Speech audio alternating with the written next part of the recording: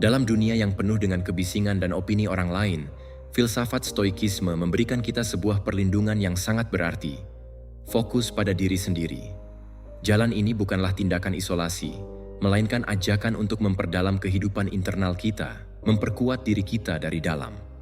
Stoikisme, yang berasal dari Yunani kuno, mengajarkan bahwa ketenangan sejati tidak datang dari menyenangkan orang lain, tetapi dari mengembangkan kekuatan dan kebijaksanaan dalam diri kita sendiri.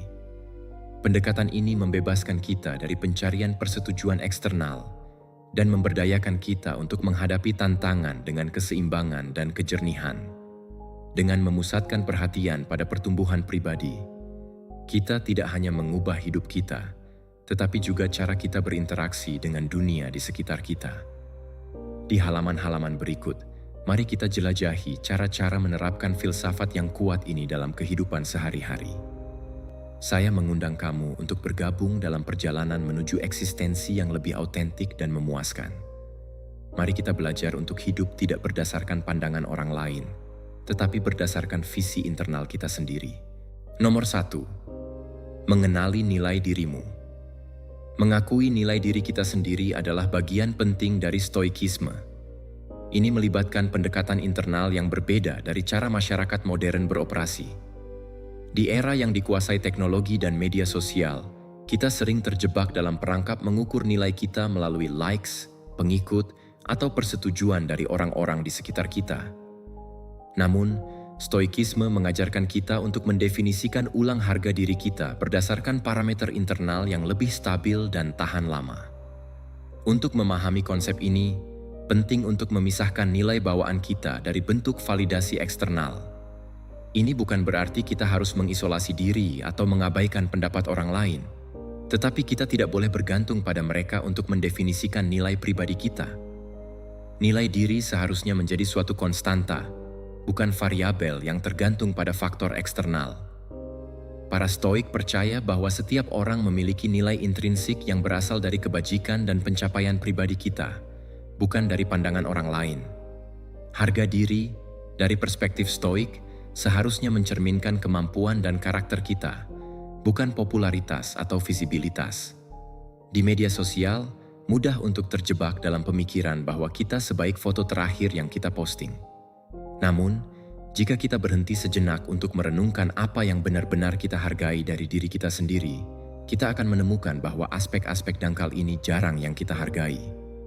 Sebaliknya, kita lebih menghargai kualitas seperti integritas, belas kasih, dan ketahanan.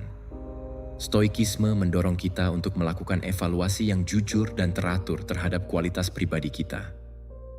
Ini melibatkan latihan introspeksi di mana kita mengenali dan menghargai atribut serta upaya kita sendiri. Apakah kamu telah bertindak dengan integritas dalam situasi yang sulit?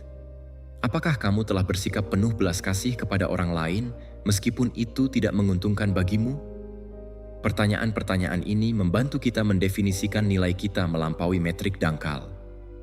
Evaluasi jujur ini bukanlah untuk membesarkan diri sendiri, tetapi sebagai pengakuan realistis terhadap kebajikan kita dan area yang perlu kita tingkatkan. Dalam stoikisme, perbaikan diri adalah perjalanan yang terus-menerus, dan mengenali kesalahan kita sama pentingnya dengan merayakan pencapaian kita. Ini membantu kita tetap rendah hati dan fokus, serta menghindari terjebak dalam ego atau kepuasan diri.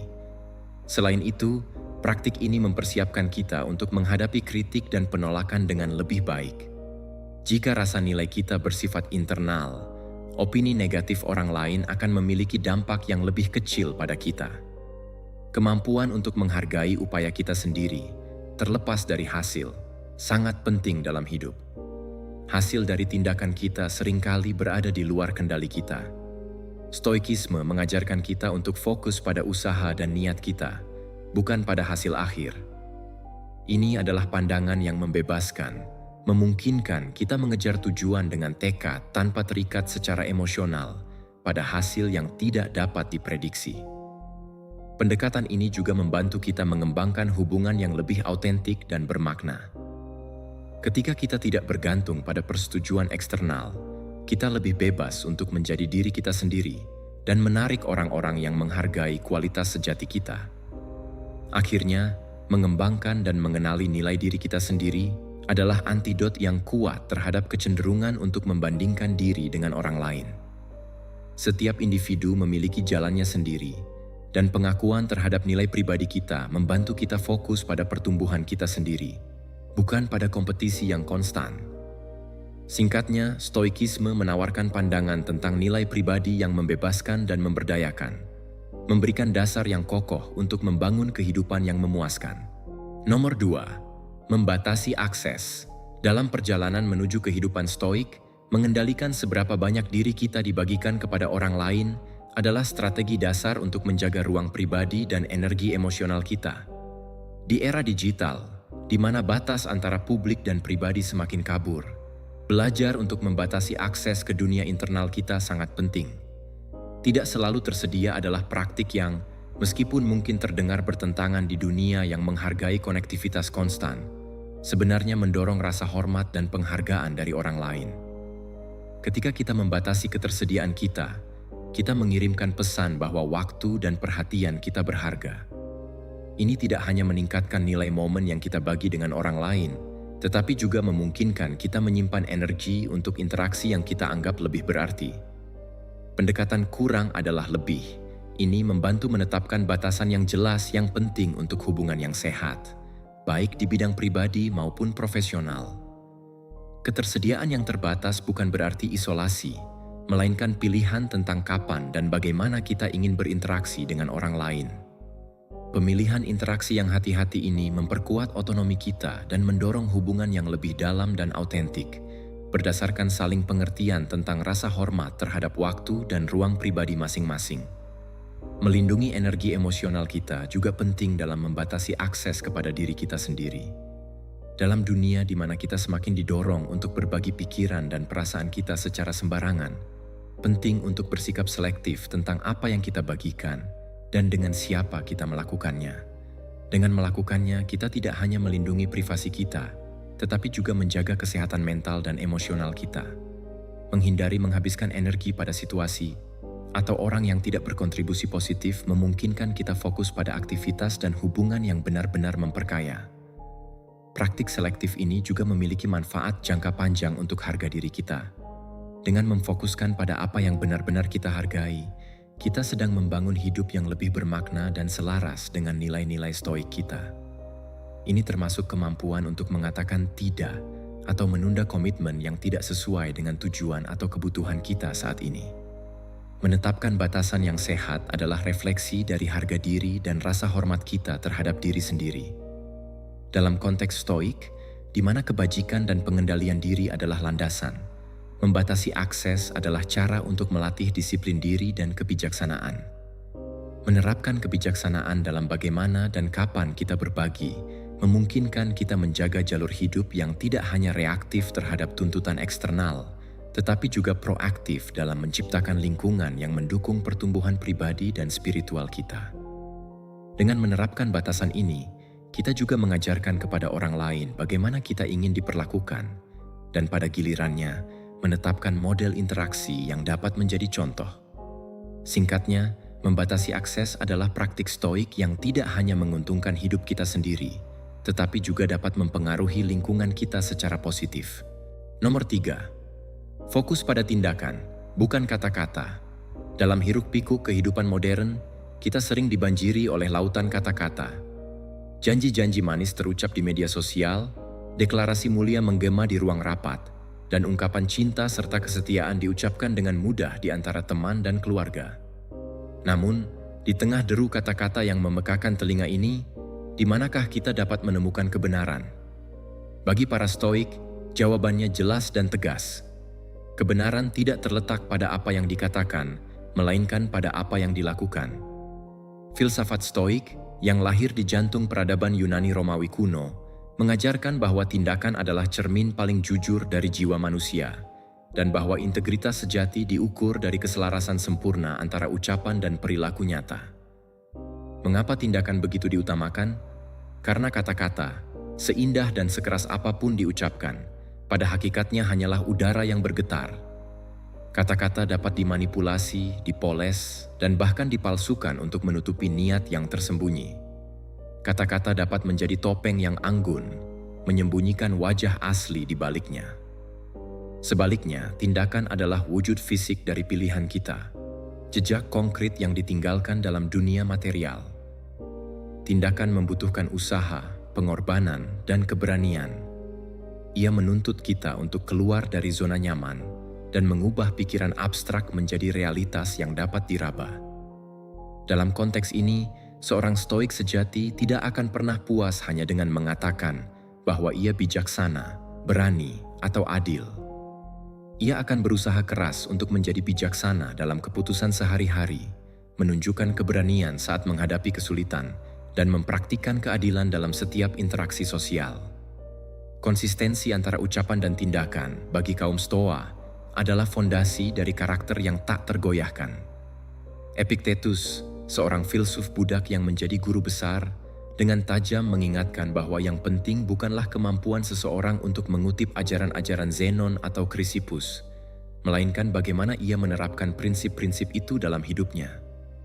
Jika seseorang berbicara panjang lebar tentang pengendalian diri, tetapi terus-menerus terjerumus dalam amarah atau hawa nafsu, maka kata-katanya hanyalah hiasan kosong.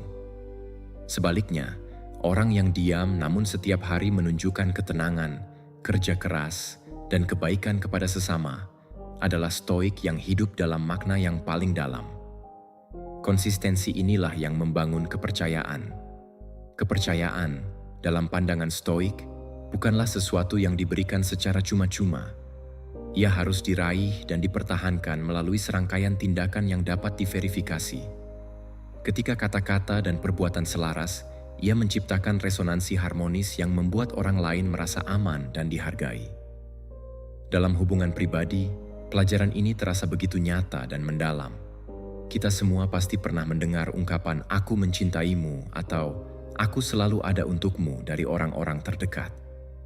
Namun, cinta sejati tidak diukur dari frekuensi kata-kata itu diucapkan, melainkan dari kehadiran saat kita sakit, dari bantuan tak terduga saat kita kewalahan, dari kesabaran yang tak kenal lelah saat kita melakukan kesalahan, dan dari pengorbanan kecil yang dilakukan tanpa pamrih setiap hari. Pasangan yang setia tidak perlu setiap pagi mengikrarkan kesetiaannya. Kesetiaannya terbukti dari pilihan-pilihan hariannya untuk menghormati komitmennya, bahkan saat tidak ada yang melihat. Orang tua yang berbakti tidak perlu terus-menerus meneriakan rasa terima kasihnya. Baktinya terpancar dari perhatian pada kesehatan orang tua, dari waktu yang diluangkan untuk mendengarkan keluhan mereka, dan dari usaha untuk membuat hari-hari tua mereka nyaman.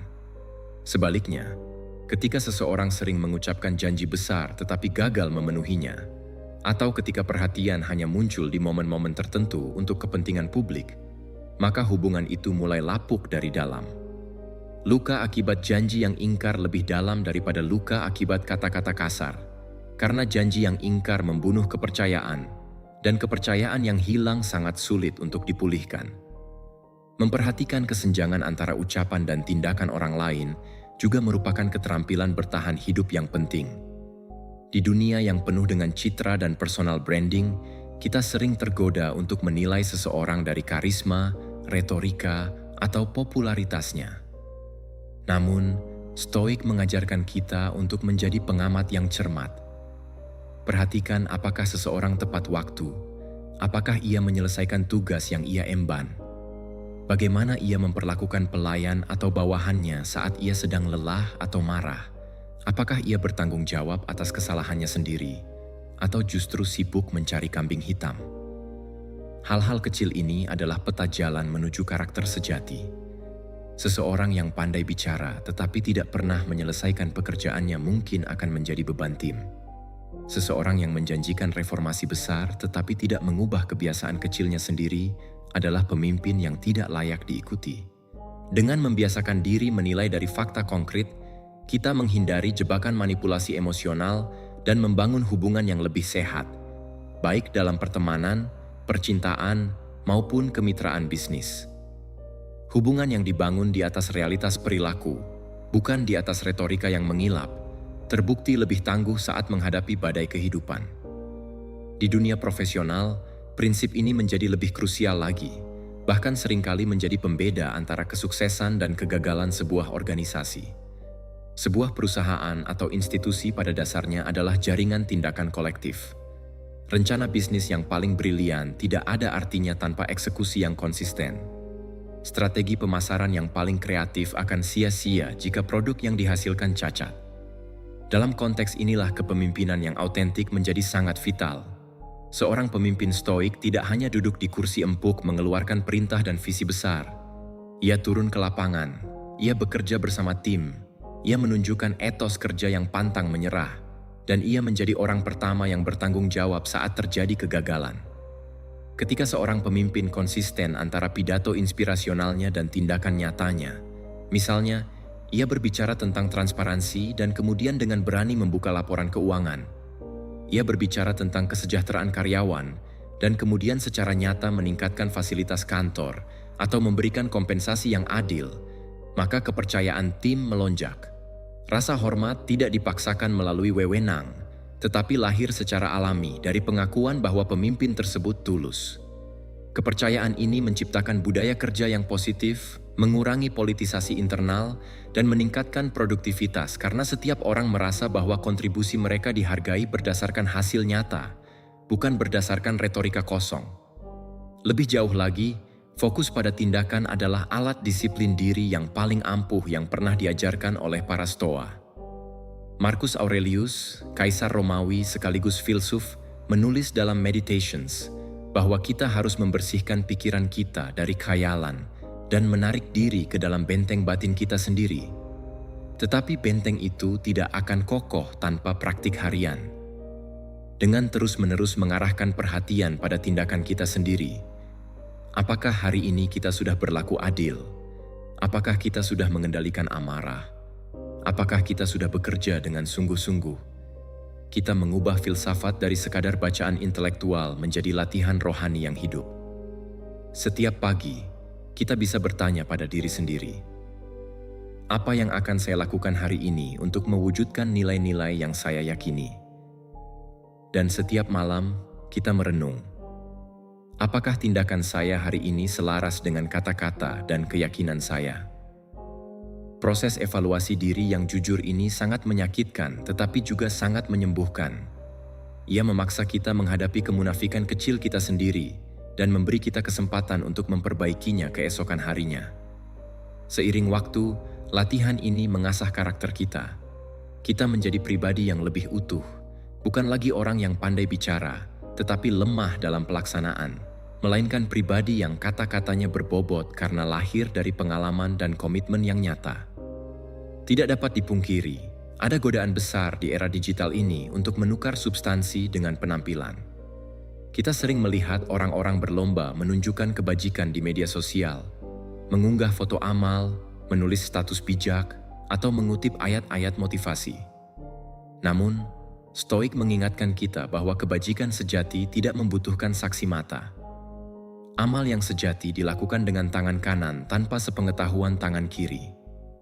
Kebaikan yang tulus tidak diposting, ia dilakukan secara diam-diam karena memang itulah hal yang benar untuk dilakukan. Dengan mengutamakan tindakan, kita membebaskan diri dari perbudakan pada validasi eksternal. Kita tidak perlu lagi menjadi aktor di panggung sosial, mencari tepuk tangan. Kita menjadi pelaku, bekerja di balik layar, membangun kehidupan yang berarti bukan dari apa yang orang lain pikirkan tentang kita, tetapi dari apa yang kita hasilkan dan siapa diri kita dalam keheningan. Dampak dari gaya hidup yang berorientasi tindakan ini menyebar seperti riak di air. Ketika kita sendiri konsisten dalam perkataan dan perbuatan, kita menjadi teladan hidup bagi orang-orang di sekitar kita, anak-anak kita, rekan kerja, dan teman-teman kita. Mereka tidak perlu diajari dengan khotbah yang panjang. Mereka melihat integritas kita dalam tindakan sehari-hari. Mereka melihat bagaimana kita menangani stres tanpa kehilangan kesabaran, bagaimana kita menyelesaikan konflik dengan keadilan, bagaimana kita menepati janji walaupun itu merugikan kita. Pengaruh ini lebih kuat dari 1000 buku motivasi. Ia menciptakan budaya kejujuran dan tanggung jawab yang menular.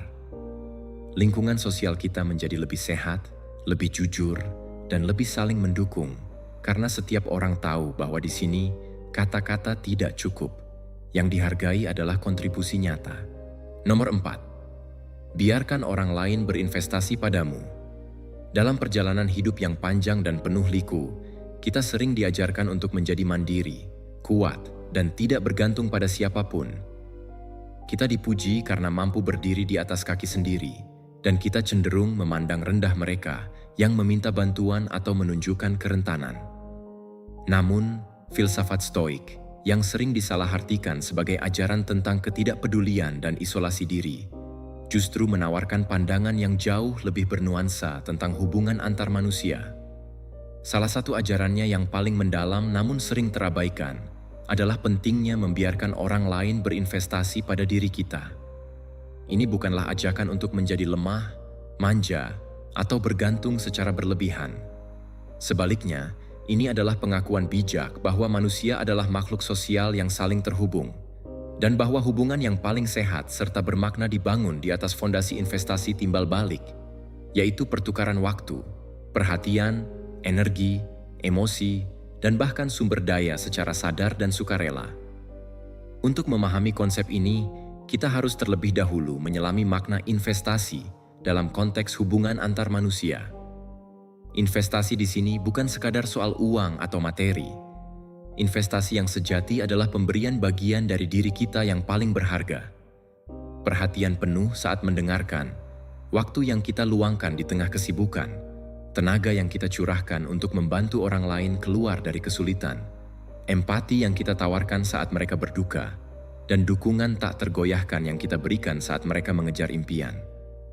Ketika kita mengizinkan orang lain untuk berinvestasi pada kita membuka pintu bagi mereka untuk masuk ke dalam dunia kita, untuk berkontribusi dalam kebahagiaan dan pertumbuhan kita, dan untuk merasakan kepuasan mendalam karena telah membuat perbedaan dalam hidup orang lain.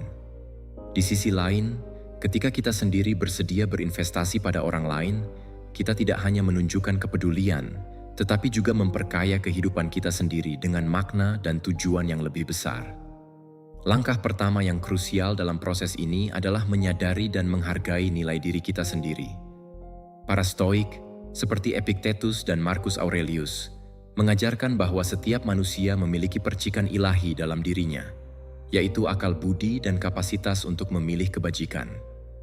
Karena itu, setiap individu memiliki nilai intrinsik yang tidak bergantung pada status sosial, kekayaan, atau pengakuan eksternal. Menghargai waktu dan perhatian kita sendiri berarti mengakui bahwa apa yang kita tawarkan kepada dunia, baik itu keahlian, kasih sayang, kebijaksanaan, atau sekadar kehadiran kita, adalah sesuatu yang berharga dan layak untuk dihargai oleh orang lain. Ini bukanlah kesombongan, ini adalah kejujuran mendasar tentang martabat kemanusiaan. Tanpa penghargaan terhadap diri sendiri, kita akan cenderung membiarkan orang lain memperlakukan kita dengan sembarangan, memanfaatkan kebaikan kita, atau mengabaikan kebutuhan kita. Kita akan menjadi pintu yang selalu terbuka bagi siapapun yang datang, tetapi tanpa pernah menuntut respek yang sama sebagai balasannya. Dengan menyadari nilai diri, kita secara alami mulai menetapkan ekspektasi yang jelas tentang bagaimana kita ingin diperlakukan. Ini adalah tindakan yang sangat stoik, karena filsafat ini sangat menekankan pentingnya batasan, atau dalam bahasa Yunani kuno, horos. Batasan bukanlah tembok yang memisahkan kita dari orang lain. Ia adalah pagar yang melindungi kebun jiwa kita agar tetap subur dan terawat. Menetapkan ekspektasi berarti kita berani mengatakan, ini adalah cara saya ingin dihormati, dan ini adalah perilaku yang tidak akan saya toleransi. Misalnya, kita bisa menetapkan batasan tentang waktu. Saya tidak bisa dihubungi untuk urusan kerja di akhir pekan, karena itu adalah waktu untuk keluarga dan pemulihan diri. Atau batasan emosional. Saya terbuka untuk mendengarkan keluhan Anda, tetapi saya tidak akan menerima serangan pribadi atau kata-kata kasar. Atau batasan fisik dan ruang. Saya menghargai privasi saya dan membutuhkan ruang untuk merenung sendiri. Tindakan menetapkan batasan ini bukanlah egois. Justru, ia adalah bentuk penghormatan terhadap diri sendiri dan juga terhadap orang lain. Karena dengan memberikan kejelasan, kita mencegah kesalahpahaman dan kekecewaan di kemudian hari.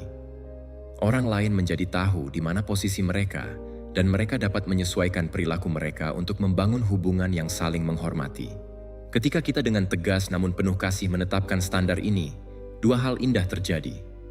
Pertama, kita menyaring orang-orang yang benar-benar peduli pada kita dari mereka, yang hanya ingin mengambil keuntungan. Orang yang tulus dan menghargai kita akan dengan senang hati menyesuaikan diri dengan batasan kita. Mereka melihatnya sebagai ekspresi dari keaslian kita, bukan sebagai penghalang. Sebaliknya, mereka yang egois atau tidak dewasa akan merasa tidak nyaman atau marah dengan batasan kita, dan ini adalah sinyal peringatan dini bagi kita untuk menjauh. Kedua, dengan menunjukkan bahwa kita menghargai diri sendiri, kita secara tidak langsung mengundang orang lain untuk menghargai kita juga. Kita memberi mereka izin untuk melihat kita sebagai pribadi yang berharga, layak untuk waktu mereka, perhatian mereka, dan pengorbanan mereka. Ini adalah undangan diam-diam bagi mereka untuk berinvestasi dalam hubungan ini dengan sungguh-sungguh. Salah satu aspek paling indah dari investasi timbal balik adalah dinamika timbal balik yang tercipta. Dalam hubungan yang sehat, tidak ada yang namanya pemberian sepihak yang berkepanjangan. Jika satu pihak terus-menerus memberi sementara pihak lain hanya menerima, kelelahan dan kebencian akan merayap masuk. Namun, ketika kedua belah pihak sama-sama berinvestasi, misalnya, satu pihak menyediakan dukungan emosional, sementara pihak lain memberikan bantuan praktis, atau satu pihak menghabiskan waktu untuk mendengarkan, sementara pihak lain menawarkan kebijaksanaan dan nasihat, maka terjadilah simbiosis yang memperkaya.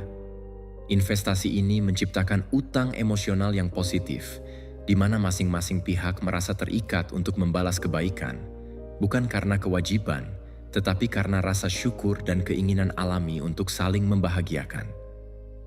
Inilah yang oleh para psikolog disebut sebagai resiprokalitas, timbal balik. Dan penelitian modern telah membuktikan bahwa resiprokalitas adalah salah satu pilar terkuat dalam hubungan yang langgeng dan memuaskan. Ini adalah tarian harmonis di mana setiap langkah maju dari satu pihak diikuti oleh langkah responsif dari pihak lain, menciptakan ritme yang terus menguat. Selain itu, membiarkan orang lain berinvestasi pada kita juga merupakan bentuk kerendahan hati yang radikal. Seringkali, kita merasa tidak nyaman menerima bantuan atau perhatian karena kita tidak ingin terlihat lemah atau karena kita takut bahwa kita akan menjadi beban. Kita mungkin berkata, tidak usah repot-repot, atau saya bisa mengurus ini sendiri. Padahal di dalam hati kita sebenarnya sangat membutuhkan uluran tangan. Stoik mengingatkan kita bahwa menerima bantuan bukanlah kelemahan. Itu adalah pengakuan bahwa kita adalah bagian dari komunitas manusia yang lebih besar, dan bahwa kita saling membutuhkan untuk bertahan dan berkembang. Marcus Aurelius sendiri, meskipun seorang kaisar yang memiliki kekuasaan absolut, dengan rendah hati menerima nasihat dari para filsuf dan jenderalnya. Ia menyadari bahwa kebijaksanaan tidak datang dari isolasi, tetapi dari keterbukaan terhadap kontribusi orang lain. Dengan mengizinkan orang lain untuk memberi, kita memberi mereka kesempatan untuk menuai kebahagiaan dari memberi. Dan dengan menerima, kita menunjukkan kepercayaan kita pada mereka. Kepercayaan bahwa mereka cukup mampu, cukup peduli, dan cukup tulus untuk menjadi bagian dari perjalanan hidup kita. Ini adalah hadiah yang sangat berharga bagi mereka. Tidak kalah pentingnya, kita juga harus belajar untuk secara aktif menunjukkan rasa syukur atas investasi yang diberikan orang lain kepada kita. Rasa syukur adalah lem perekat hubungan. Ketika seseorang meluangkan waktu untuk mendengarkan kita, memberikan dukungan moral, atau melakukan tindakan kebaikan, ucapan terima kasih yang tulus, baik itu dalam kata-kata maupun dalam bentuk tindakan balasan, akan memperkuat ikatan di antara kita. Sebaliknya, ketika rasa syukur tidak pernah muncul, investasi itu terasa sia-sia, dan orang lain mungkin akan menghentikan usahanya. Seorang stoik tidak pernah menganggap enteng apapun yang diberikan orang lain. Ia menyadari bahwa setiap tindakan baik adalah pilihan bebas dari orang lain, dan karena itu ia menghormatinya dengan sepenuh hati. Rasa syukur juga membuat kita tetap rendah hati dan mengingatkan kita bahwa kita tidak pernah benar-benar mandiri secara mutlak. kita selalu dalam jaringan pemberian dan penerimaan. Praktik membiarkan orang lain berinvestasi pada kita juga memiliki dampak mendalam pada harga diri dan kesehatan mental kita. Ketika kita melihat bahwa orang lain bersedia mengorbankan waktu dan energinya untuk kita menerima pesan kuat bahwa kita berharga dan layak dicintai.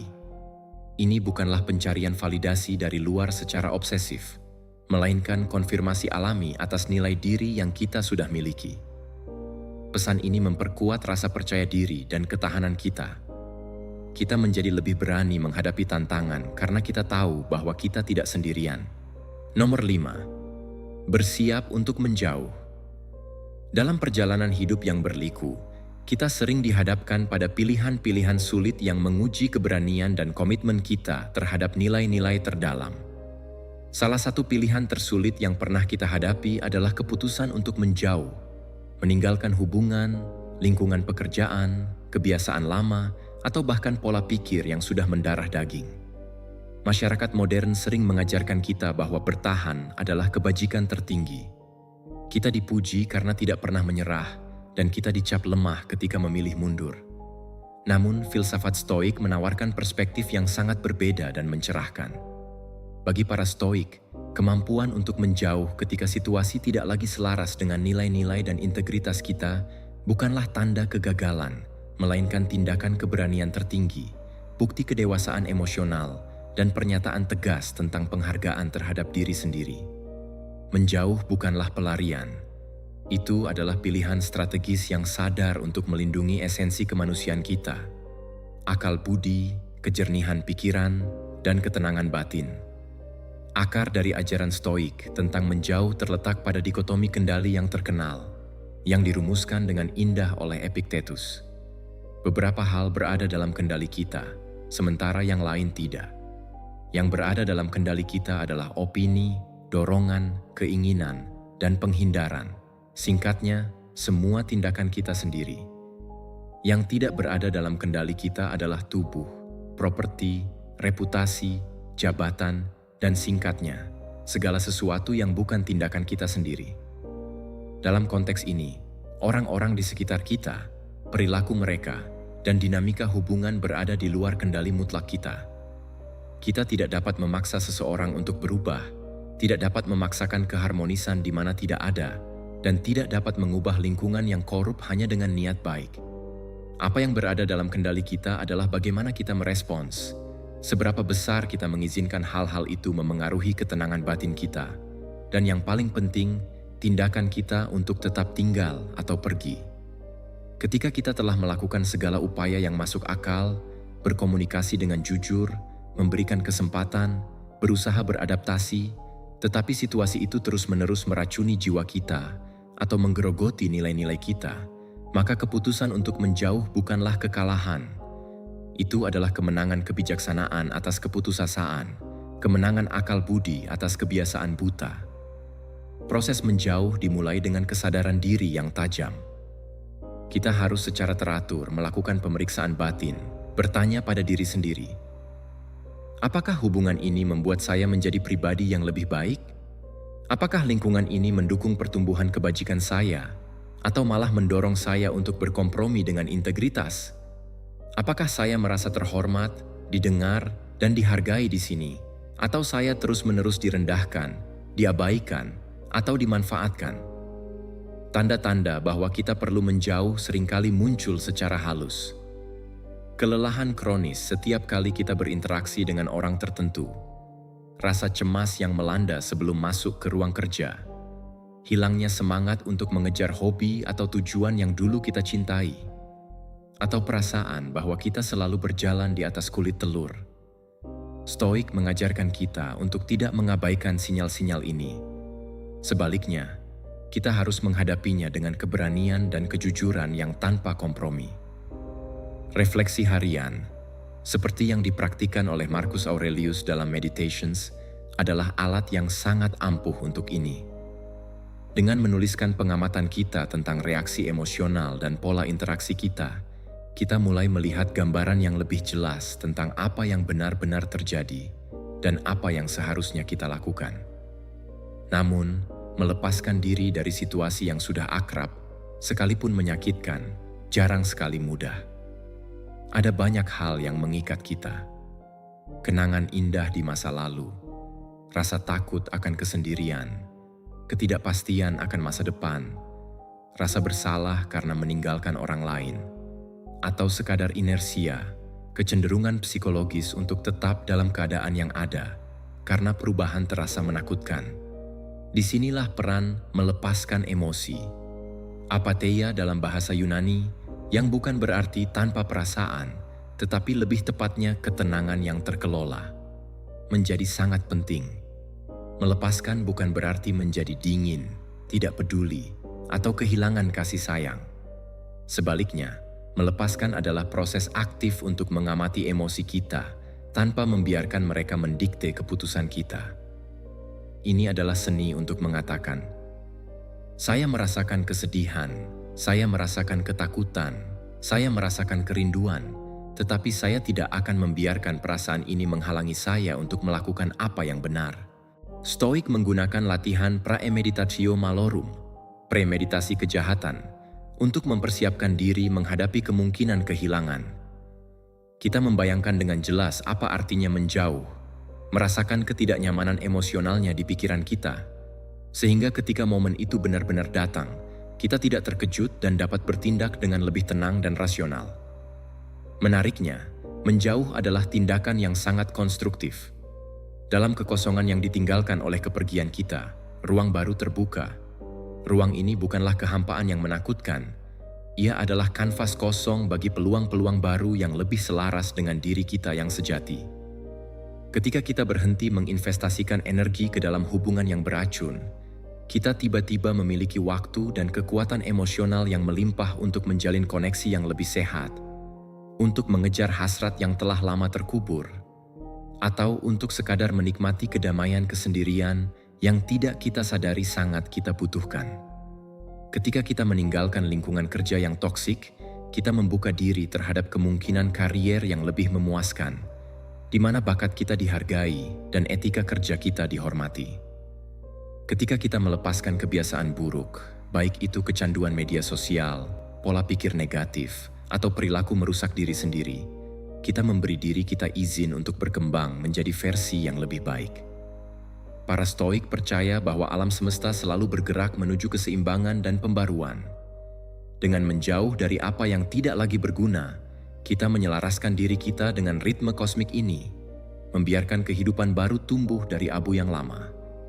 Ini adalah siklus kematian dan kelahiran kembali yang dialami oleh semua makhluk hidup, dan kita adalah bagian darinya. Tentu saja, keputusan untuk menjauh tidak boleh diambil dengan gegabah. Ini bukanlah alasan untuk melarikan diri dari setiap ketidaknyamanan kecil, karena pertumbuhan seringkali hadir melalui tantangan dan gesekan. Seorang Stoik yang bijak akan membedakan antara kesulitan yang membangun karakter dan kesulitan yang menghancurkan jiwa. Kesulitan yang membangun adalah ketika kita dipaksa untuk mengasah kesabaran, melatih pengendalian diri, atau belajar berkomunikasi dengan lebih baik. Kesulitan yang menghancurkan adalah ketika kita terus-menerus diperlakukan dengan tidak hormat, ketika nilai-nilai kita diinjak-injak, atau ketika kita dipaksa untuk mengorbankan integritas demi kenyamanan orang lain. Batas ini seringkali kabur, dan itulah sebabnya refleksi dan konsultasi dengan orang bijak, atau bahkan dengan tulisan-tulisan Stoik, sangat penting sebelum mengambil langkah besar. Kita juga harus memastikan bahwa kita telah memberikan kesempatan yang adil bagi perubahan untuk terjadi. Apakah kita sudah menyampaikan perasaan kita dengan jelas dan penuh kasih? Apakah kita sudah memberikan ruang bagi pihak lain untuk memperbaiki diri? Jika jawabannya ya, dan tidak ada perubahan berarti, maka menjauh bukan hanya hak kita, tetapi juga kewajiban kita terhadap diri sendiri. Salah satu aspek paling membebaskan dari filosofi menjauh adalah bahwa ini membebaskan kita dari kebutuhan akan validasi eksternal. Seringkali, kita bertahan dalam situasi yang buruk karena kita takut akan penilaian orang lain. Apa kata orang kalau saya keluar dari pekerjaan ini? Atau, bagaimana reaksi keluarga kalau saya mengakhiri hubungan ini? Stoik mengingatkan kita bahwa reputasi dan opini orang lain termasuk dalam kategori hal-hal yang berada di luar kendali kita, dan karena itu tidak boleh menjadi pertimbangan utama dalam keputusan moral kita. Yang penting adalah apakah kita bertindak sesuai dengan kebajikan, apakah kita bertindak dengan kejujuran, keberanian, keadilan, dan pengendalian diri. Jika keputusan untuk menjauh lahir dari kebajikan ini, maka kita tidak perlu meminta maaf atau merasa bersalah. Sebaliknya, kita dapat menghadapi dunia dengan kepala tegak, mengetahui bahwa kita telah membuat pilihan terbaik yang mungkin dengan informasi dan kesadaran yang kita miliki saat itu. Dalam praktiknya, bersiap untuk menjauh juga melibatkan persiapan logistik dan emosional. Secara logistik, ini berarti merencanakan langkah-langkah praktis, mengamankan sumber daya keuangan jika kita meninggalkan pekerjaan, menemukan tempat tinggal baru jika kita keluar dari rumah, atau membangun sistem dukungan alternatif sebelum kita melepaskan hubungan utama. Secara emosional, ini berarti mempraktikkan latihan visualisasi yang saya sebutkan sebelumnya, tetapi juga mempraktikkan penerimaan terhadap segala konsekuensi yang mungkin timbul. Kita harus siap menerima bahwa menjauh mungkin berarti kehilangan beberapa teman, menghadapi permusuhan, atau merasakan kesepian untuk sementara waktu. Namun, seperti yang diajarkan Seneca, kesulitan memperkuat pikiran sama seperti kerja keras memperkuat tubuh. Rasa sakit dari perpisahan, jika kita kelola dengan bijak, dapat menjadi guru yang luar biasa tentang ketahanan dan penemuan jati diri. Nomor 6. Hidup sesuai dengan nilai-nilai kita. Di tengah hiruk-pikuk dunia yang penuh distraksi dan tuntutan yang saling bertentangan, salah satu pertanyaan paling mendasar yang dapat kita ajukan kepada diri sendiri adalah, apakah saya benar-benar hidup sesuai dengan apa yang saya yakini? Ini adalah pertanyaan yang menggugah, yang menembus lapisan-lapisan kepalsuan sosial dan mengarahkan kita langsung ke inti eksistensi kita. Bagi filsafat Stoik, hidup sesuai dengan nilai-nilai bukanlah sekadar saran yang menyenangkan. Ia adalah fondasi dari kehidupan yang bermakna, sehat secara mental, dan autentik. Para Stoik kuno, mulai dari Zeno hingga Seneca, Marcus Aurelius, dan Epictetus, sepakat bahwa kebajikan, arete, adalah satu-satunya kebaikan sejati, dan bahwa tujuan hidup manusia adalah untuk hidup selaras dengan akal budi dan alam semesta. Ini berarti bahwa nilai-nilai bukanlah abstraksi teoretis yang kita simpan di rak buku. Mereka adalah kompas moral yang harus memandu setiap langkah kita, dari keputusan terkecil hingga pilihan-pilihan terbesar yang mengubah jalan hidup. Untuk memahami pentingnya hidup sesuai dengan nilai-nilai, pertama-tama kita harus mendefinisikan apa yang kita maksud dengan nilai-nilai itu sendiri. Nilai-nilai adalah prinsip-prinsip inti yang kita pegang teguh, keyakinan tentang apa yang benar dan salah, baik dan buruk, adil dan tidak adil. Ini bisa berupa kejujuran, kasih sayang, keberanian, keadilan, pengendalian diri, kesederhanaan, atau tanggung jawab. Namun, penting untuk diingat bahwa nilai-nilai yang sejati dalam pandangan Stoik tidak boleh berbasis pada hasil eksternal seperti kekayaan, ketenaran, atau kesenangan, karena semua itu rapuh dan berada di luar kendali kita. Sebaliknya, nilai-nilai harus berpusat pada kualitas karakter dan tindakan yang dapat kita pilih secara sadar. Marcus Aurelius menulis dalam Meditations-nya, karakter seseorang diwujudkan dalam pikirannya, karena dari sanalah tindakan-tindakannya mengalir. Dengan kata lain, nilai-nilai adalah fondasi batin yang membentuk siapa kita. Mereka adalah arsitek dari keputusan kita, dan pada akhirnya, arsitek dari takdir kita sendiri. Tantangan terbesar dalam hidup sesuai dengan nilai-nilai, tentu saja, adalah bahwa dunia tidak selalu ramah terhadap integritas. Kita hidup dalam masyarakat yang sering memberi insentif pada kompromi moral, berbohong sedikit untuk mendapatkan keuntungan, berpura-pura menyetujui sesuatu yang kita benci agar diterima, atau menutup mata terhadap ketidakadilan demi kenyamanan pribadi. Dalam hubungan pribadi, misalnya, kita mungkin tergoda untuk mengabaikan perilaku tidak hormat dari pasangan atau teman karena takut kesepian.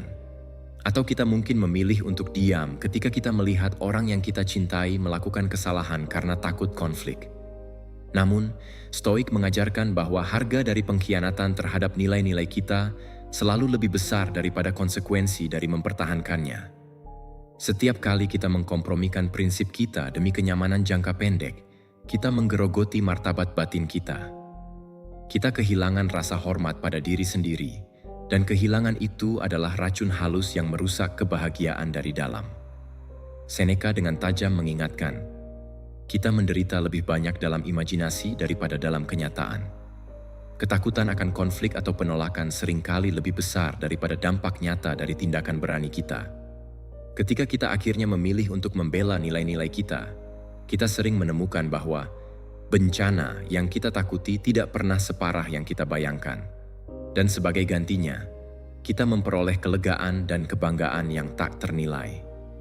Langkah kunci untuk hidup sesuai dengan nilai-nilai adalah praktik refleksi diri yang disiplin dan berkesinambungan. Stoikisme adalah filsafat yang sangat praktis. Ia tidak cukup hanya dibaca, ia harus dilatih setiap hari. Salah satu latihan paling efektif adalah pemeriksaan harian, di mana kita meluangkan waktu di malam hari untuk meninjau tindakan kita sepanjang hari dan bertanya pada diri sendiri, hal baik apa yang telah saya lakukan hari ini? Di mana saya gagal?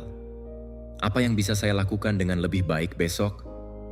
Pertanyaan-pertanyaan ini membantu kita menjembatani kesenjangan antara apa yang kita katakan kita yakini dan apa yang sebenarnya kita lakukan.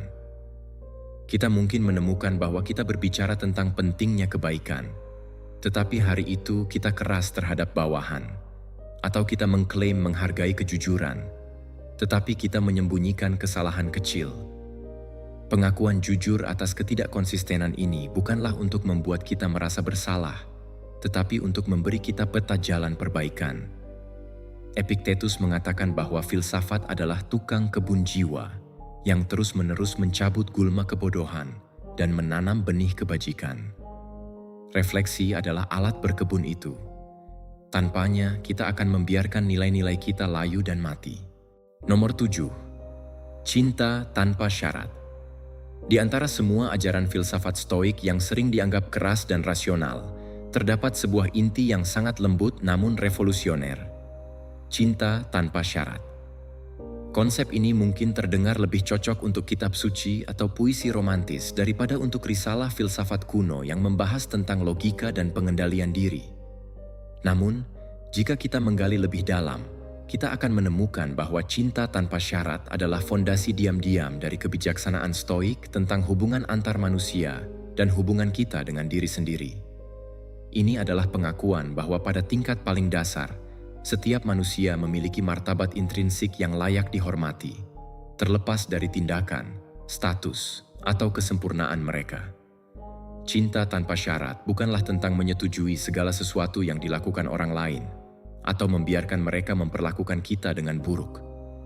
Itu adalah sikap dasar niat baik dan penerimaan yang mendalam, sebuah keputusan sadar untuk melihat esensi kemanusiaan di balik perilaku, untuk menawarkan belas kasih sebelum penilaian, dan untuk memberikan ruang bagi pertumbuhan, baik bagi diri kita sendiri maupun bagi orang lain. Perjalanan menuju cinta tanpa syarat harus dimulai dari dalam.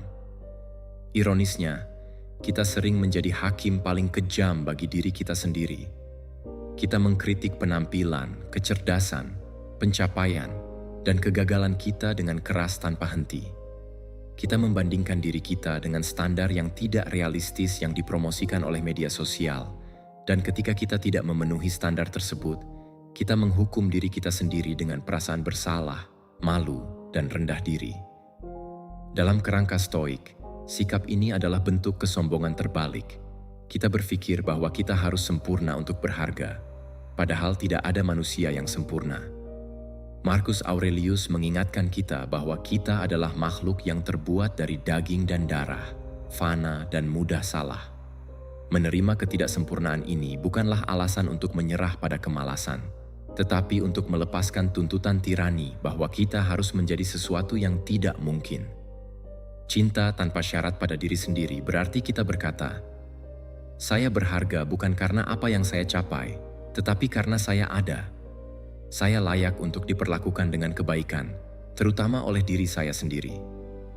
Ini adalah fondasi yang kokoh, karena dari sinilah kita menemukan kekuatan untuk mengakui kesalahan, memperbaikinya, dan terus tumbuh, bukan karena kita membenci diri kita yang lama, tetapi karena kita mencintai diri kita yang baru yang terus berkembang. Ketika kita telah berhasil menumbuhkan benih cinta tanpa syarat dalam diri kita mulai melihat orang lain dengan mata yang berbeda. Kita menyadari bahwa setiap orang juga berjuang dengan setan batin mereka sendiri, ketakutan, dan ketidakamanan. Perilaku mereka yang tampak menyakitkan atau tidak masuk akal seringkali adalah hasil dari luka masa lalu, rasa takut akan penolakan, atau upaya putus asa untuk memenuhi kebutuhan yang tidak terpenuhi. Dalam pemahaman ini, tidak ada ruang untuk kebencian atau penghakiman yang keras. Seneca menulis bahwa kita semua adalah makhluk yang sama dan tidak ada yang lebih manusiawi daripada saling mengasihi. Ini tidak berarti kita harus menjadi pasif atau membiarkan orang lain mengeksploitasi kita. Seorang stoik dapat menetapkan batasan yang tegas sambil mempertahankan niat baik di hatinya. Kita dapat berkata, "Saya tidak bisa terus berada dalam hubungan ini karena itu merusak saya, tetapi saya tetap mendoakan yang terbaik untuk Anda." Dengan cara ini, cinta tanpa syarat hidup berdampingan dengan kebijaksanaan praktis. Kita tidak menjadi korban, tetapi kita juga tidak menjadi algojo. Praktik cinta tanpa syarat juga menuntut kita untuk membedakan antara orang dan tindakan mereka. Kita dapat sepenuhnya tidak menyetujui apa yang seseorang lakukan. Bahkan mungkin kita harus menentangnya dengan tegas, tanpa kehilangan rasa hormat dasar kita terhadap martabat mereka sebagai manusia. Ini adalah keterampilan yang sangat sulit, terutama di era polarisasi di mana kita cenderung mendefinisikan orang berdasarkan satu posisi atau kesalahan. Namun, Stoik mengingatkan kita bahwa setiap orang memiliki potensi untuk berubah, dan bahwa kebijaksanaan sejati terletak pada kemampuan untuk melihat kemanusiaan bersama di balik perbedaan. Cinta tanpa syarat bukanlah persetujuan buta. Itu adalah pengakuan bahwa kita semua berada dalam perjalanan yang sama, mencoba mencari jalan melalui kegelapan, dan bahwa kita dapat saling menerangi dengan kasih sayang, bukan dengan cercaan. Dalam konteks hubungan intim dan keluarga, cinta tanpa syarat mengambil peran yang sangat penting. Orang tua yang mencintai anaknya tanpa syarat memberi anak itu rasa aman yang memungkinkannya menjelajahi dunia dengan berani, mengetahui bahwa ada tempat di mana ia selalu diterima.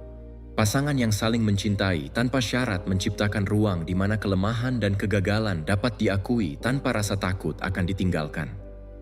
Namun, ini bukanlah cinta yang naif. Itu adalah cinta yang bekerja keras setiap hari, memilih untuk tetap setia dan pengertian bahkan ketika sulit. Epictetus mengingatkan kita bahwa cinta yang sejati adalah tentang kehendak, bukan perasaan. Ini adalah komitmen sadar, bukan sekadar gelombang emosi yang datang dan pergi. Manfaat dari cinta tanpa syarat meluas jauh melampaui hubungan individu. Ia memiliki kekuatan transformatif bagi masyarakat secara keseluruhan. Dunia yang didasarkan pada cinta tanpa syarat adalah dunia yang lebih inklusif, di mana orang tidak dihakimi berdasarkan ras, agama, orientasi seksual, atau status sosial. Ini adalah dunia yang menantang norma-norma sosial yang eksklusif dan menggantinya dengan budaya penerimaan.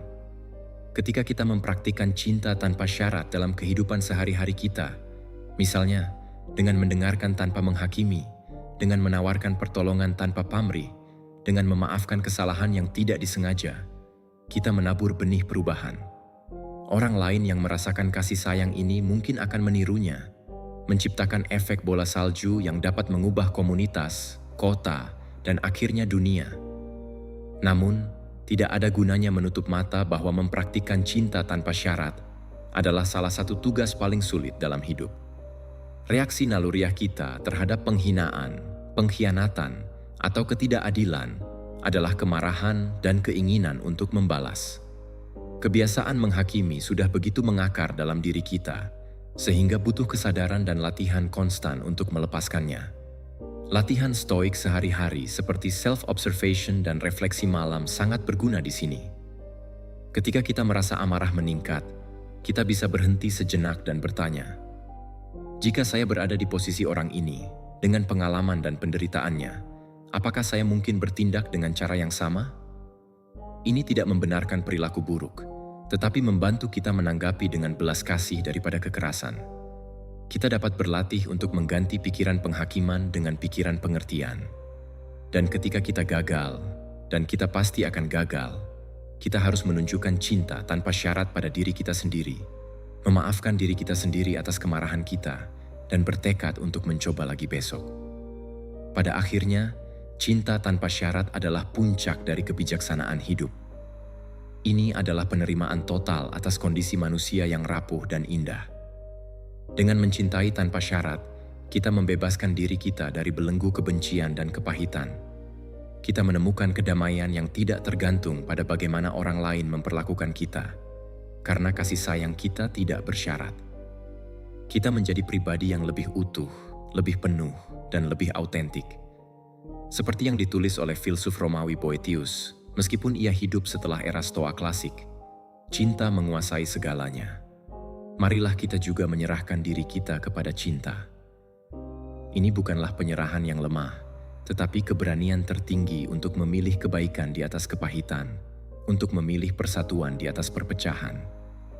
Marilah kita mulai dari hari ini, mencintai diri kita apa adanya, dan dengan hati yang sama, mencintai dunia apa adanya, dan dengan demikian, mengubahnya menjadi tempat yang lebih manusiawi.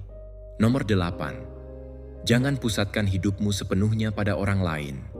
Dalam masyarakat modern yang sering memuja romantisme dan hubungan sebagai puncak kebahagiaan, kita kerap tergoda untuk menempatkan seseorang di pusat roda kehidupan kita. Pasangan, anak, sahabat, atau bahkan atasan yang kita kagumi, seringkali menjadi poros di mana seluruh dunia kita berputar. Kita mengukur kebahagiaan dari senyum mereka, mencari validasi dari pujian mereka, dan merasakan kehampaan ketika mereka menjauh. Namun, filsafat Stoik dengan tegas mengingatkan kita akan bahaya laten dari sikap ini. Bagi para Stoik, menjaga independensi dan otonomi pribadi, bahkan dalam hubungan yang paling erat sekalipun, bukanlah tindakan egois atau dingin. Sebaliknya, ini adalah bentuk kebijaksanaan tertinggi dan cinta yang paling matang, karena hanya dengan menjadi pribadi yang utuh dan berdiri di atas kaki sendiri, kita dapat benar-benar hadir dan berkontribusi secara bermakna bagi orang lain. Akar dari ajaran ini terletak pada prinsip fundamental Stoik tentang apa yang berada dalam kendali kita dan apa yang tidak. Kebahagiaan, ketenangan, dan harga diri kita adalah domain internal yang sepenuhnya berada dalam genggaman kita sendiri. Ketika kita menyerahkan kunci kebahagiaan kita kepada orang lain, misalnya dengan berkata, "Aku akan bahagia jika dia mencintaiku," atau "Aku akan merasa berharga jika dia menyetujuiku." Kita secara tidak sadar menyerahkan kekuasaan kita kepada kekuatan eksternal yang tidak dapat kita kendalikan. Orang lain bisa berubah pikiran, pergi, atau mengecewakan kita, bukan karena mereka jahat, tetapi karena mereka adalah manusia yang juga memiliki kebebasan dan kekurangannya sendiri. Epictetus mengingatkan kita dengan tajam, "Jika kamu menginginkan anak, istri, atau teman, ingatlah bahwa mereka berada di luar kendalimu. Dengan begitu, kamu tidak akan kecewa jika mereka pergi." Ini bukan ajaran untuk menjadi sinis atau tidak peduli, melainkan ajakan untuk mencintai dengan tangan terbuka, memberi yang terbaik tanpa menggantungkan eksistensi kita pada hasilnya. Menjaga independensi berarti kita secara aktif mengembangkan minat, hasrat, dan tujuan kita sendiri yang tidak bergantung pada siapapun. Setiap individu adalah lautan yang dalam, dengan bakat unik, rasa ingin tahu, dan potensi yang menunggu untuk dijelajahi. Mungkin kita memiliki kegemaran pada seni lukis yang telah lama terabaikan, keinginan untuk belajar bahasa asing, semangat untuk berkebun, atau ambisi untuk memulai proyek sosial. Ketika kita mengabaikan aspek-aspek ini dan memusatkan seluruh energi kita pada orang lain, kita kehilangan bagian penting dari diri kita sendiri. Lama-kelamaan, kita mungkin menjadi hampa dan tidak menarik, bahkan bagi orang yang kita cintai. Sebaliknya, ketika kita mengejar minat kita dengan semangat, kita menghadirkan versi diri yang lebih hidup, lebih berwawasan, dan lebih bahagia ke dalam hubungan. Pasangan atau teman kita tidak hanya mendapatkan seorang pendamping, tetapi juga seorang individu yang kaya dan inspiratif. Marcus Aurelius menulis bahwa kita harus memperindah diri sendiri dengan kebajikan dan kemandirian, karena itulah satu-satunya cara untuk menjadi teman yang berharga bagi orang lain. Penting untuk dicatat bahwa independensi bukanlah isolasi. Stoikisme sama sekali tidak menolak hubungan. Justru sebaliknya, ia sangat menjunjung tinggi persahabatan dan cinta. Namun, ia membedakan antara cinta yang sehat dan ketergantungan yang tidak sehat. Cinta yang sehat adalah pertemuan antara dua individu yang sudah utuh, yang memilih untuk berbagi perjalanan karena saling memperkaya, bukan karena saling melengkapi kekosongan. Ketergantungan yang tidak sehat, di sisi lain, adalah ketika seseorang merasa tidak lengkap tanpa yang lain, seperti dua potong puzzle yang hanya berarti jika bersatu. Dalam ketergantungan, kecemasan akan kehilangan selalu menghantui. Setiap pertanda penarikan diri dari pihak lain dapat memicu kepanikan dan rasa tidak aman. Ini menciptakan dinamika yang melelahkan dan seringkali merusak, di mana salah satu atau kedua pihak merasa tercekik. Seneca dengan bijak mengatakan bahwa kita harus mencintai teman kita seolah-olah suatu hari kita akan membencinya, dan membenci musuh kita seolah-olah suatu hari kita akan mencintainya. Ini mungkin terdengar paradoksal, tetapi maksudnya adalah kita harus menjaga jarak emosional yang sehat, menyadari bahwa segala sesuatu dalam hidup ini bersifat sementara, sehingga kita tidak terjebak dalam ikatan yang mencekik. Mengembangkan persahabatan di luar hubungan intim kita juga merupakan strategi penting untuk menjaga keseimbangan. Terlalu sering, ketika seseorang memasuki hubungan romantis, ia mengabaikan teman-teman lamanya. Ini adalah kesalahan besar. Persahabatan menawarkan perspektif yang berbeda, dukungan yang tidak bias, dan ruang untuk menjadi diri sendiri tanpa tekanan peran sebagai pasangan. Nomor 9. Jangan pernah mengejar. Dalam lanskap hubungan antar manusia yang kompleks, kita sering dihadapkan pada dinamika yang membingungkan dan menyakitkan. Ketertarikan yang tidak seimbang. Kita mungkin memberikan perhatian, kasih sayang, dan pengorbanan kepada seseorang, tetapi hanya menerima ketidakpedulian, penghindaran, atau bahkan penghinaan sebagai balasannya. Naluri pertama kita, terutama ketika kita sangat menginginkan orang tersebut, adalah mencoba lebih keras, mengirim lebih banyak pesan, menawarkan lebih banyak bantuan, mengubah diri kita agar sesuai dengan ekspektasi mereka, atau berusaha membuktikan bahwa kita layak untuk dicintai. Namun, filsafat Stoik dengan tegas dan penuh kasih mengingatkan kita, jangan pernah mengejar. Tindakan mengejar seseorang yang tidak menghargai kita bukanlah ekspresi cinta, melainkan bentuk pengkhianatan terhadap diri sendiri. Ini adalah keputusasaan yang menyamar sebagai kesetiaan, dan dalam prosesnya, kita perlahan-lahan kehilangan martabat, harga diri, dan integritas kita. Akar dari ajaran ini terletak pada pemahaman yang mendalam tentang dikotomi kendali. Kita tidak memiliki kendali atas perasaan, pikiran, atau tindakan orang lain. Kita tidak bisa memaksa seseorang untuk mencintai kita, menghargai kita, atau melihat nilai kita, betapapun kita berusaha. Yang kita kendalikan adalah tindakan kita sendiri, dan yang lebih penting, penilaian kita terhadap diri kita sendiri. Ketika kita mengejar seseorang yang menunjukkan ketidakpedulian, kita secara tidak sadar memberi mereka kekuasaan atas harga diri kita. Kita berkata, "Saya hanya berharga jika Anda menginginkan saya." Ini adalah fondasi yang sangat rapuh, karena fondasi itu bergantung pada sesuatu yang sama sekali tidak kita kendalikan. Epictetus dengan tegas menyatakan, kebebasan sejati adalah kemampuan untuk berkata, "Aku tidak peduli dengan apa yang tidak bergantung padaku." Dalam konteks ini, kebebasan berarti melepaskan keterikatan kita pada penerimaan orang tertentu dan menemukan kepastian kita dalam kebajikan dan harga diri kita sendiri. Mengejar biasanya tidak lahir dari cinta yang tulus, tetapi dari perasaan kekurangan internal. Mungkin kita merasa bahwa hidup kita tidak lengkap tanpa orang itu, bahwa kita membutuhkan validasi mereka untuk merasa cukup. Inilah yang disebut oleh para psikolog sebagai ketergantungan emosional atau codependency, dan Stoikisme melihatnya sebagai perbudakan emosional. Orang yang kita kejar mungkin merasakan energi nekat ini, dan bukannya tertarik, mereka justru cenderung menjauh. Dinamika pengejar dijauhi, chaser-chaser dynamic, adalah pola yang membosankan dan melelahkan, di mana semakin kita mengejar, semakin mereka menghindar, dan semakin mereka menghindar, semakin kita panik dan mengejar lebih keras. Lingkaran setan ini hanya berakhir ketika seseorang memutuskan untuk berhenti. Dan keputusan untuk berhenti, untuk menarik diri dengan tenang dan bermartabat, adalah tindakan paling berani dan paling menyembuhkan yang dapat kita lakukan. Menarik diri bukan berarti kita tidak peduli atau kita membenci orang tersebut. Itu adalah pengakuan bahwa kita menghormati diri kita sendiri dan bahwa kita menolak untuk memperlakukan diri kita sebagai pilihan kedua atau opsi cadangan. Ini adalah pernyataan diam-diam.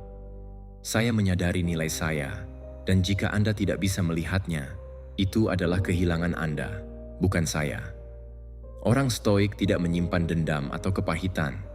Mereka hanya mengalihkan energi mereka ke tempat yang lebih produktif. Mereka memahami bahwa setiap saat yang dihabiskan untuk mengejar seseorang yang tidak peduli adalah saat yang dicuri dari pengembangan diri mereka sendiri. Dari membaca buku yang memperkaya pikiran, dari berolahraga yang memperkuat tubuh, dari mengembangkan bakat yang menghidupkan jiwa, atau dari membangun hubungan dengan orang lain yang benar-benar menghargai mereka. Fokus pada pengembangan diri adalah strategi yang jauh lebih cerdas dan bermanfaat. Ketika kita berinvestasi dalam pertumbuhan kita sendiri, secara intelektual, emosional, fisik, dan spiritual, kita menjadi pribadi yang lebih utuh, lebih menarik, dan lebih percaya diri. Kualitas-kualitas ini adalah daya tarik alami yang jauh lebih kuat daripada segala upaya putus asa untuk menyenangkan orang lain. Orang-orang yang sehat dan matang secara emosional, secara naluriah, tertarik pada mereka yang memiliki rasa diri yang kuat, yang memiliki kehidupan mereka sendiri, dan yang tidak membutuhkan orang lain untuk melengkapi mereka. Dengan menjadi versi terbaik dari diri kita sendiri, kita tidak hanya meningkatkan kebahagiaan kita, tetapi juga secara alami menarik hubungan yang lebih sehat dan saling menghargai. Ini bukan tentang permainan atau taktik, ini tentang autentisitas dan integritas. Kepercayaan pada nilai diri juga memiliki efek menarik yang mendalam, baik secara psikologis maupun sosial.